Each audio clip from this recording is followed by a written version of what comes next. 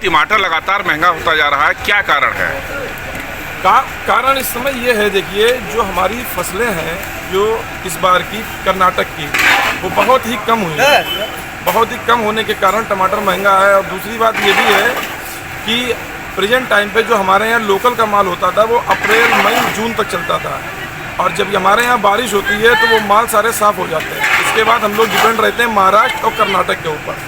लेकिन महाराष्ट्र में लगातार बारिश होने की वजह से वहाँ की फसलों पर बहुत ज़्यादा असर पड़ा है, तो वो माल यहाँ तक पहुँच नहीं सकते।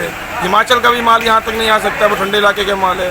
अब टोटली हम लोग डिपेंड हो गए हैं कर्नाटक के ऊपर। कर्नाटक का ही माल यहाँ तक पहुँच सकता है जो बिक सकता है, लेकिन कर्नाटक में इतनी कम फसल होने के बाद सबसे बड़ा रीज़न ये हो गया, एक तो एक फसल कम, उसके बाद गवर्नमेंट ने जो एक्सपोर्ट चालू रखा है उससे और महंगाई है। एक्सपोर्टर लोग जब माल लेके बाहर भेजते हैं तो गल्फ़ कंट्रीज़ में जो माल जाता है, गल्फ़ कंट्रीज़ में देखिए पैसे की कमी नहीं है, वहाँ पे उनको माल चाहिए।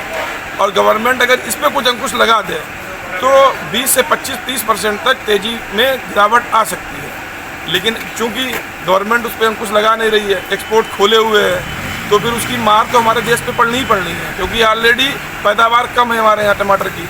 और अभी इसकी इस महंगाई का असर कम से कम मिनिमम मैं बता रहा हूँ तो 15 दिन तो रहेगा ही रहेगा।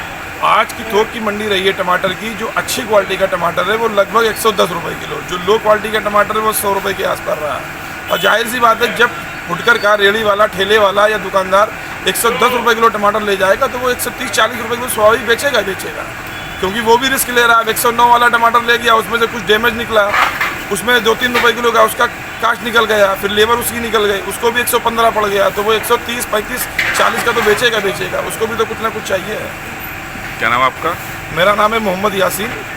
ये नवीन फल सब्जी मंडी, लखनऊ रोड, हरदोई।